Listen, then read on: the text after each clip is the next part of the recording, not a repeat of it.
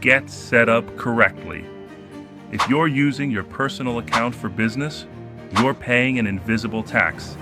Quick warning, mixing business and personal money is one of the fastest ways to overpay in taxes and lose control of your numbers. Because when transactions are blended, your bookkeeper or your future CPA has to guess what's deductible, what's not, and what's missing. That means missed deductions, higher tax bills, and a bigger audit risk. Simple fix. Open a business checking account. Run all income and expenses through it, and pay yourself intentionally, not randomly. If you want clean books and lower taxes, separation isn't optional.